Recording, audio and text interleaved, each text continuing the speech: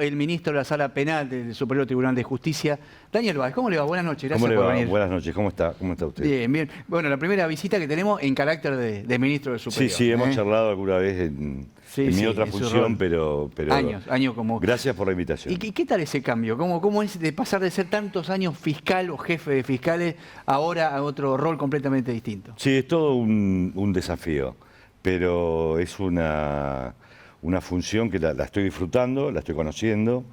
Tenemos un buen equipo de trabajo, digamos, hay que trabajar en salas, en acuerdos, a veces somos 3, a veces somos 6. Es todo un panorama distinto a mi función anterior de estar delimitado mi actividad a la ciudad de Puerto Madryn y la jurisdicción. Claro, ¿no? Usted era jefe de un equipo. Fiscal jefe de un equipo. Claro, sí, y ahora sí. es un cuerpo colegiado que hay Es que un cuerpo consensuar. colegiado, sí, que hay que... esto de estar antes en las audiencias yo hablaba y ahora tengo que escuchar a las partes en las audiencias que hacemos los días martes, a veces los días jueves. Hacemos una maratón de audiencias para que las partes planteen sus impugnaciones. Y bueno, esto de escuchar es algo nuevo para mí, porque antes era yo el que hablaba. Así que bueno, pero es un desafío interesante, es toda una responsabilidad, porque digamos, todo este tipo de cargos y de funciones implican una gran responsabilidad. Bueno, ya que mencionaba, para ahí no era un tema con el que iba a arrancar, pero mencionó lo de la maratón de audiencias que hacen, bueno, una de las más resonantes de los últimos tiempos, la manada, ¿no? Que hay mucha expectativa, así que por ahí muchos no pueden hablar del tema, pero 6 horas creo que fue esa... 6 horas, sí, arrancamos a las 9 y pico y terminamos 4:30 de la tarde, con algunos cuartos intermedios. Pero obviamente que no puedo... Escuchar con tiempo a cada una de las partes, cada Exactamente, querella. sí, con la amplitud necesaria para que todas las partes puedan expedirse, aquellos que se sentían agraviados expresar sus agravios y aquellos que necesitaban contestar esos agravios tuvieran el tiempo necesario. Y ahora ustedes se toman su tiempo para analizar tanta cantidad de información y dar a conocer su... Bueno, pero digamos, al estar integradas las salas, sobre todo la sala penal, la idea nuestra es esto de respetar los tiempos necesarios, con la prudencia necesaria para estudiar cada caso, pero no incurrir en demoras, ¿no? Bien. Bueno, hablando de la sala penal, hay un desafío que tienen por delante que tiene que ver con esto del juicio por jurado. Y hubo un acuerdo la semana pasada. Usted tiene un rol importante con la doctora Banfi, tengo entendido, se creó una comisión, tienen que trabajar contra el reloj para poner en marcha, primera vez en la historia de la provincia, es una experiencia totalmente nueva, ¿no? El juicio por jurado. Es un desafío, es todo... La ley es la ley número 1530, digamos, es una ley nueva que está vigente. Ahí hubo un chisporroteo con algunos sectores que entendieron que la habíamos suspendido. En realidad se suspendió la implementación en 2 casos específicos. Esos casos tuvieron otra solución, fueron por un juicio abreviado, pero hemos formado con la doctora Banfi un equipo, digamos, nosotros aparecemos a la cabeza, pero hay todo un equipo de gente que va a trabajar en la implementación de la ley, que es una ley moderna, que necesita reglas prácticas, que necesita plata y sobre todo que le otorga al ciudadano un rol que nunca tuvo en la provincia del Chubut, que es de participar en la administración de justicia, sentarse y decir si una persona es culpable o inocente. Claro. Lo que la gente está acostumbrado toda la vida a ver en las películas que vemos en el cine de Estados Unidos. Claro. Es decir, bueno, 12 personas que no tienen conocimiento, justamente eso es lo ideal, que tengan más sentido común. De hecho, todos los actores del sistema judicial no pueden ser jurados. No tenés que ser un especialista en el tema. Tenés que ser los funcionarios, se le dice. Funcionarios públicos tampoco. Claro. La ley tiene requisitos básicos. Vos dijiste algo interesante, dice, lo que vemos en Estados Unidos. Bueno, nosotros, en primer lugar, no tenemos la economía de Estados Unidos, ni tampoco tenemos los recursos de Estados Unidos. Así que el desafío es doblemente mayor, porque tenemos una ley que funcionaría muy bien en Estados Unidos, pero tenemos que hacerla funcionar en Chubut. Claro, adaptarla a la función, digamos, a la jurisdicción patagónica, y en ese sentido nos va a llevar trabajo, pero hemos tomado la decisión con la doctora Banfi y el resto de los ministros también. Nosotros estamos a la cabeza, pero todos los ministros que participaron del acuerdo están decididos a que esto, digamos, que la ciudadanía participe en la administración de justicia. ¿Qué es lo que tiene que saber la gente? Que va a haber un sorteo, se está haciendo un padrón. Va a haber un sorteo y quizás a fin de año le pueda llegar una notificación a la casa que le dice, usted esté preparado, encima es una carga pública, ¿no? Es una carga pública. Sí. Esté preparado que lo puede llegar a llamar a la oficina judicial para algún juicio en particular. Exactamente, se hace una depuración, los requisitos que tiene la ley son pocos, hay que ser argentino, o bien una naturalización de 2 años, hay que tener una residencia no menor a 2 años, tener un domicilio en la ciudad, saber leer, escribir, no tener determinadas inhabilidades psíquicas o físicas. O sea, los requisitos son bastante básicos. Se hace una depuración primero, que es lo que estamos trabajando ahora, y de ahí se hace un sorteo, ese sorteo es público. Se invita a los colegios públicos de abogados, por ejemplo, a la Asociación de Magistrados, a distintos actores que les interese participar del sorteo. Como usted dice, o como vos decís, de tuteo se hace una selección o una depuración y ahí queda un listado donde se notifica. Mire, usted de acá en adelante... Que creo que además previamente, doctor, hay que publicarlo como para que también se vea si alguien dice, no, esta persona, alguien puede objetarlo, digamos. Exactamente, ahí sí pueden recusarlo. Recusarlo. O bien la persona puede excusarse por determinados motivos. Digamos, porque el que ha tenido una condena, por ejemplo, no puede ser jurado, entre otras cuestiones, ¿no? En principio no podría. Puede ser que falle el sistema, digo, por eso hay contralor de... Digamos, la ley en ese sentido es clara, es amplia, está dirigido a la mayoría de la sociedad, pero, digamos, hay normas prácticas que tenemos que dictar, que ya estamos trabajando en dictarlas, que como por ejemplo capacitar a la ciudadanía.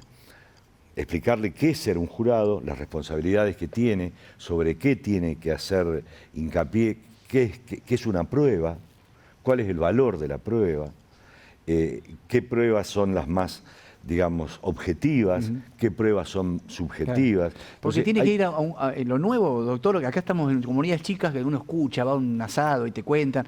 Vos tenés que llegar desprovisto como una tábula rasa y ver lo que pasa dentro del juicio y qué evidencia te muestran ahí, no con ideas previas. Sí, digamos. Nosotros estamos viendo las experiencias que tienen provincias, algunas cercanas, como Neuquén, Mendoza, Córdoba. En Mendoza, por ejemplo, que también hay localidades que son chicas, no encierran, por decirlo de alguna manera, al tribunal durante el juicio, lo mandan a la casa. Que en Estados Unidos se ve eso, ¿no? Es decir, lo aíslan, lo mandan a un hotel una semana, 10 días que dura el juicio. Lo aíslan una semana, 10 días. Para que no se contamine, sería. Para que no se contamine por la información o que alguien lo vaya a ver. Y le diga, o alguien le sugiera cómo votar o de qué forma votar. Son 12 personas, 2 suplentes.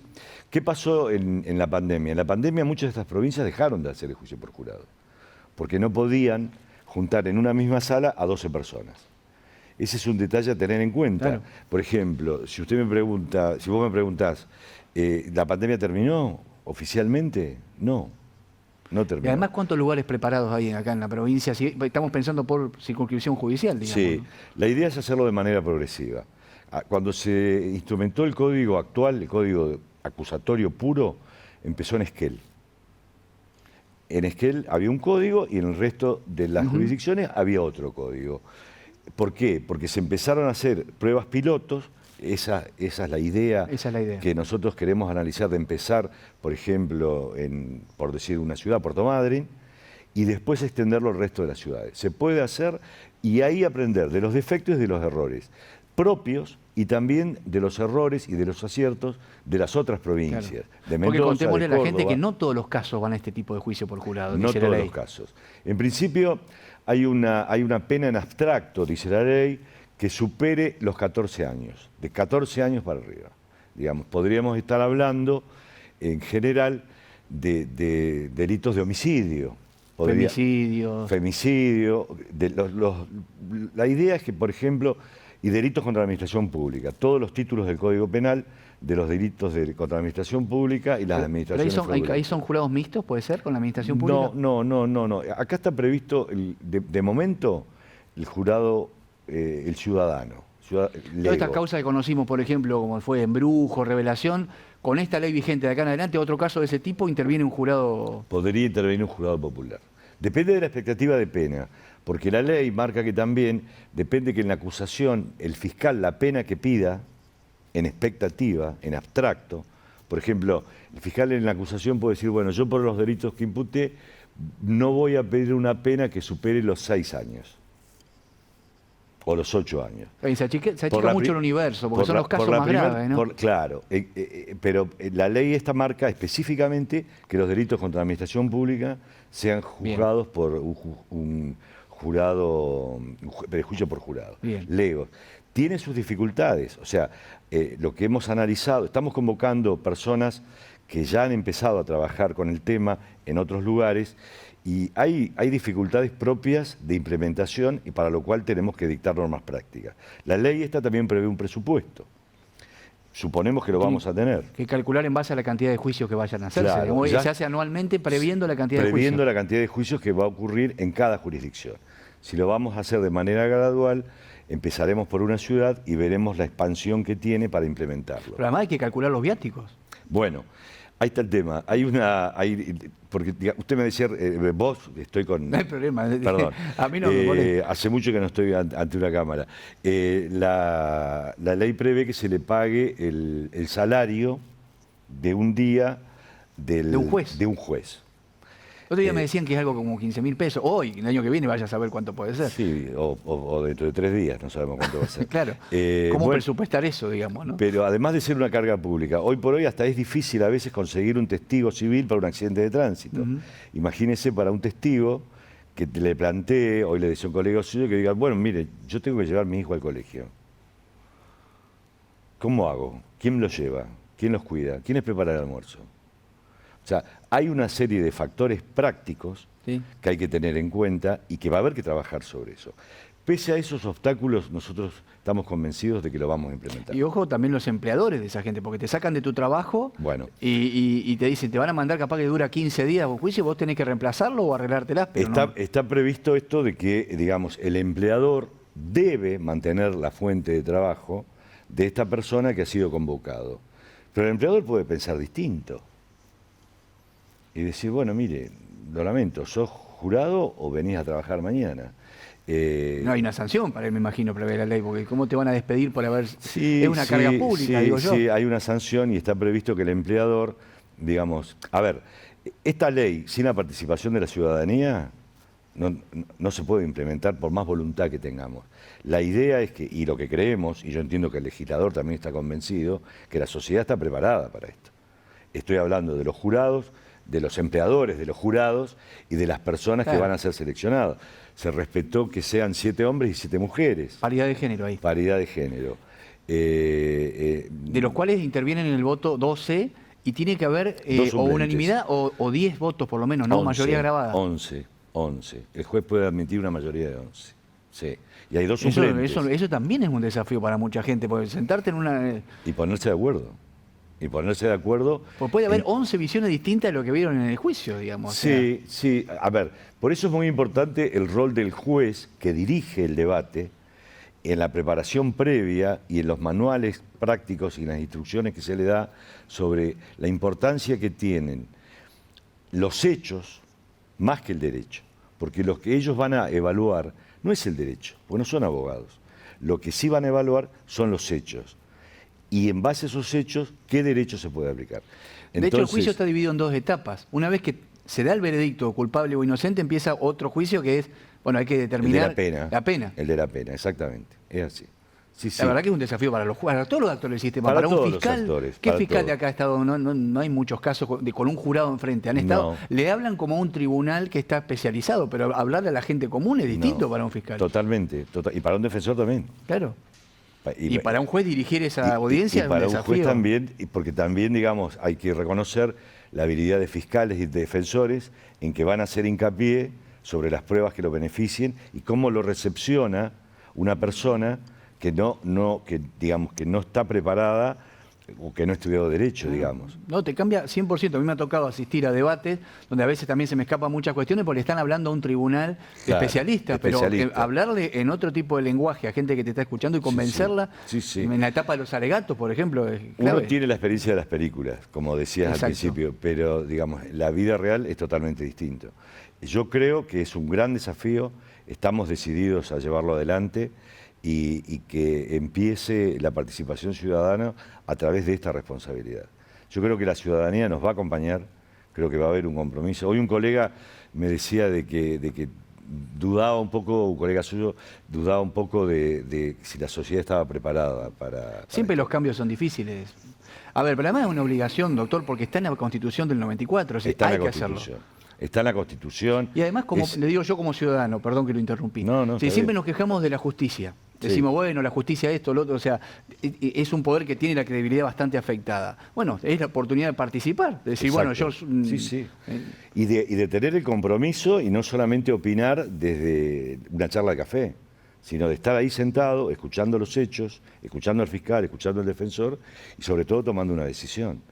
Te convertís en juez, incluso podés darle cadena, culpa de tu decisión puede tener alguien cadena perpetua. Totalmente. O sea, es un peso, ¿eh? No, totalmente, es un peso, sí.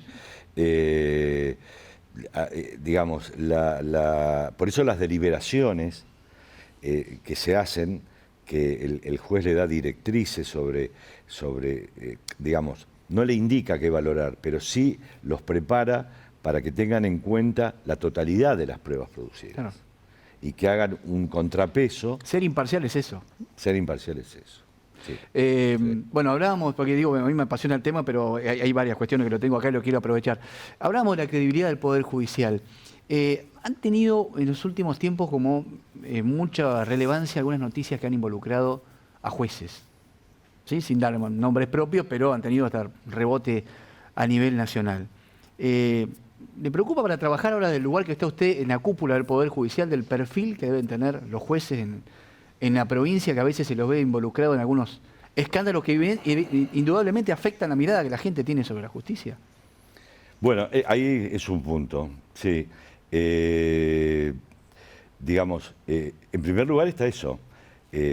Hablando en general, yo no voy a hablar de ningún caso en particular. No, veo que pero aparte lo puedo meter en un lío porque usted integra el Tribunal de Enjuiciamiento, o sea que... Sí, tenemos la superintendencia disciplinaria también de determinadas cuestiones, pero no tengo inconveniente en contestar la pregunta. En el sentido el primer punto es eso, de que nos están mirando. La gente. La sociedad nos está mirando. Hay estándares básicos, esta es una opinión, lo digo como juez que soy, pero también por mis años en el Poder Judicial, que hay estándares básicos que la sociedad espera de nosotros. El primero es aplicar el derecho, en base a los hechos.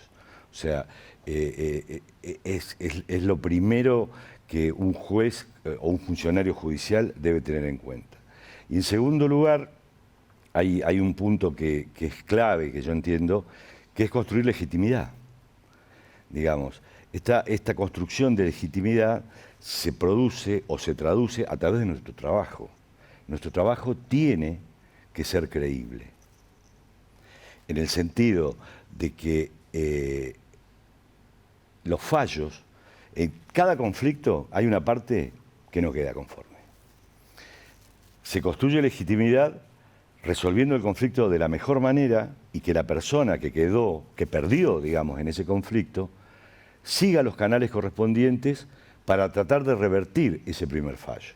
¿De manera cómo? De manera pacífica.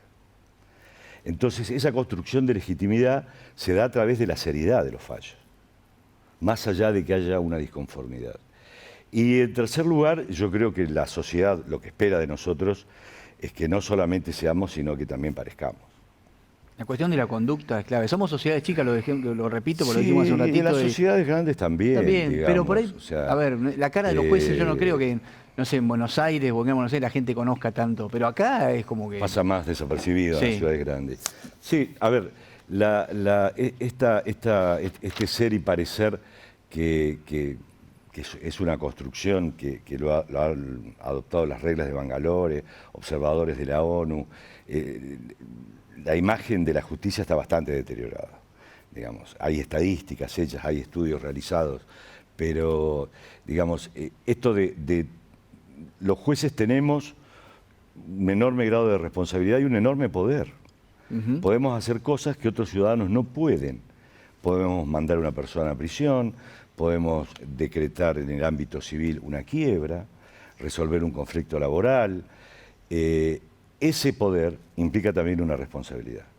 Entonces, esa responsabilidad nos impide a nosotros hacer otras cosas que el ciudadano común sí puede hacer. Nosotros no podemos chicanear, no podemos faltarle el respeto a la gente, no podemos conducirnos de manera inapropiada, tenemos que mantener el decoro en las situaciones de nuestra vida pública y nuestra vida privada, porque también se mete en nuestra vida privada la responsabilidad de ser quien somos y la responsabilidad que tenemos. Y lo que la gente espera de esa investidura, digamos, ¿no? Y al que no le gusta, el que quiere tener más libertad, se puede ir. Totalmente. Bueno, doctor, me quedó claro a mí por lo menos. Usted tuvo una reunión con la Asociación de Víctimas de Delitos hace poco. Sí. Hay dos o tres cuestiones que estuve anotando que me parece interesante, ¿no? Piden fondos, ¿cómo el Estado los puede ayudar? A veces costearse un abogado, un buen abogado, claro, es muy oneroso, ¿no? Es muy oneroso, sí. Hay legislación en otras provincias también o a nivel nacional, están pidiendo una adhesión. ¿Cómo es eso? A ver. Sí, hay una ley nacional de víctimas. Hay también una ley provincial que se llama de ayuda a la víctima de delitos graves o de delitos contra la integridad sexual. Hay una subsecretaría, una dirección, perdón, de ayuda a las víctimas que trabaja en el ámbito de la Subsecretaría de Justicia. El gran problema que nos manifiesta la Asociación de Víctimas, por eso tuvimos esta reunión, de que más allá de la confianza que haya en la intervención del fiscal como abogado de la víctima, ellos quieren su propio abogado. Quieren tener la posibilidad de tener un abogado de su confianza que acompañe al fiscal en la persecución penal. Y este derecho, en el curso de los años, no ha podido ser, de alguna manera, satisfecho por el Estado de darles la seguridad de poder elegir un abogado. Porque los abogados tienen honorarios, no todos cobran lo mismo, no todos hacen derecho penal y sobre todo darle la posibilidad de que no sea alguien impuesto, sino que ellos tengan la posibilidad de elegir. Hay gente que puede pagar un abogado, pero hay mucha gente que no. Entonces, uno de los temas que se planteó es esa. Y la otra es esta ayuda a través de esta subsecretaría que estaba presente, el director, juntamente con el comisario Víctor Acosta, que es el secretario de Justicia, subsecretario, tiene rango de subsecretaría de Justicia, que nos decía que los fondos que tiene esta dirección son mínimos. Y hay problemas reales y concretos que, digamos, solo lo conocen los que lo padecen. Hay hechos, por ejemplo, delictivos, donde víctima y victimario viven a una cuadra. Esa persona se quiere mudar. ¿Cómo hacemos para que se mude? ¿Tenemos fondos para darlo? ¿Tenemos fondos para alquilarle? ¿O gente que se quiere ir a vivir a otra provincia? ¿La podemos ayudar? ¿Cómo la podemos ayudar? Esos fueron los puntos centrales de los cuales yo con la Asociación de Víctimas de Delincuencia de Puerto Madryn, que es una asociación civil que conozco mucho y aprecio mucho porque han hecho del dolor, no solamente, digamos, han convertido ese dolor en una lucha para mejorar la situación de las víctimas. En esto, en hacer una asociación, en tener asesoramiento legal, en acercarse, en tener acceso a la justicia, digamos... Hay otro dato que creo que trascendió la reunión, que en su momento se habló mucho, no sé cómo está, la verdad, y desconozco, se ha hablado de una base de datos, no sé si es genético, claro, de los casos de abuso. Ya hay, de los casos de abuso ya hay. Ya hay un registro de datos genéticos de delitos contra la integridad sexual. Lo que se pretende es un proyecto de ley que en su momento, que perdió estado parlamentario, que es hacer un registro similar, pero con delitos violentos. Bien. Homicidio, robo seguido de homicidio. ¿Por qué? Hay mucha información genética que se hace en este tipo de casos que los paga el Estado, los paga el Poder Judicial, y que quedan, después que termina el caso, en un archivo. Luego de que hay una sentencia firme, queda en un archivo. Bueno, esa información genética de personas que han violado la ley, delitos contra las personas, delitos contra la propiedad, hechos graves me refiero, que esa información genética se guarde en un registro, así como se hizo también con el registro de los delitos contra la integridad sexual. ¿Cuál sería la finalidad de ese registro? De tener es la misma finalidad que el registro contra la integridad sexual.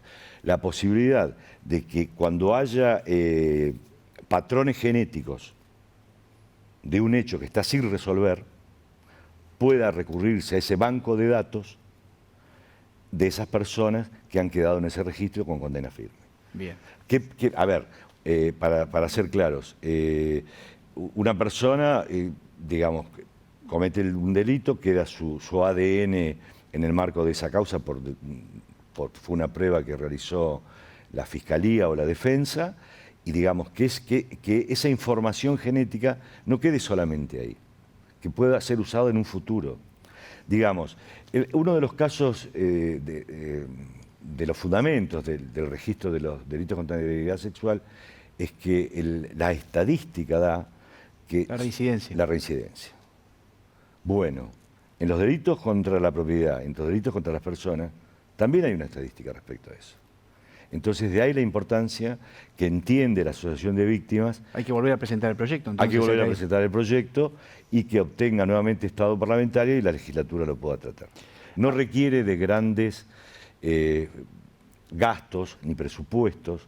¿Por qué? Porque la información de la que se nutre ese registro ya proviene de los legajos de investigación fiscal.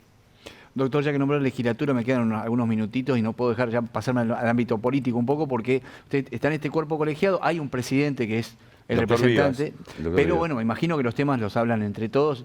Digo, pues está esta cuestión del presupuesto sin tratar, ¿no? Si se está pidiendo una reunión, ¿en qué le repercute al Poder Judicial tener ese presupuesto ahí frenado, cajoneado, se quede en la comisión? No, realmente, digamos, si bien es el doctor Vivas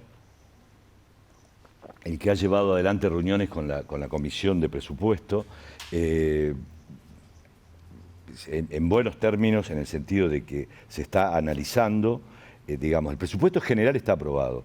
Hay una partida específica que, por ejemplo, serviría para la implementación de juicio por jurado, claro, que no ha sido aprobada. Y las vacantes, por ejemplo. Exactamente. Digamos, entonces, yo estimo y soy optimista en que en algún momento esa parte del presupuesto se va a aprobar. Yo confío que los legisladores entienden la necesidad del Poder Judicial de que proyectos como este, que han sancionado y que están vigentes, nos han convocado para el 2 de agosto para hablar de este tema. Vamos a aprovechar también para hablar de esto y también del presupuesto, en el sentido de que nosotros queremos hacer las cosas, el trabajo seriamente.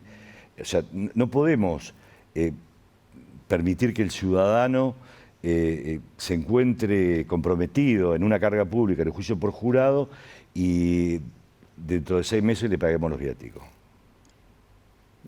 O sea, tenemos que ser serios en las leyes que están vigentes y cumplirlas, pero protegiendo al ciudadano de que se sienta cómodo, de que esto no sea un pesar, sino que realmente sea una responsabilidad, pero que tengamos fondos para hacerlo. Si hay que alquilar un salón para que puedan reunirse y para que puedan deliberar 12 personas, sumado a los fiscales, sumado al juez y sumado a los defensores, ¿hay salas de audiencia preparadas? Tenemos 1 o 2, van a faltar más. Recurriremos a juntas vecinales, a clubes, pero también tenemos que centros pensar... culturales, a veces los municipios son clave en eso, sí, ¿no? está previsto eso, de decir, bueno, a ver, préstamelo, no me cobres por esto, pero en algún momento va a haber que erogar fondos y para sostener esto hablábamos. Aparte hay que tener internet, hay que tener todo un sistema de sonido, todo lo que hace falta un juicio bien hecho. Digamos, bien ¿no? hecho, bien hecho. Entonces, si vamos a convocar a personas, y lo voy a decir de una forma burda, pero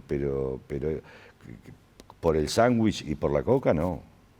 No. La idea nuestra es que sea una justicia en el caso del juicio por jurado, serio y responsable y que el ciudadano se sienta cómodo.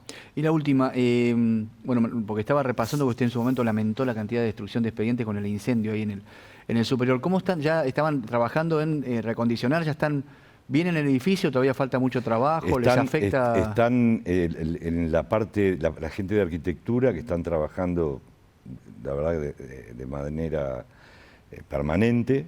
Lo están haciendo aún en la feria, están sacando los escombros que quedaron de todo lo que es la planta baja.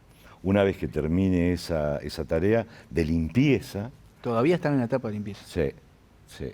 Porque hay que contar a la gente que hoy por hoy lo que quedó del superior se entra por atrás. Por Digamos, atrás, la por la entrada cochera. está destruida. Está destruida, está toda quemada. Hay todo un ala frente a la plaza que se está, digamos, ya están terminando de limpiar para empezar a trabajar en las refacciones que sean necesarias. La verdad que el daño producido fue enorme.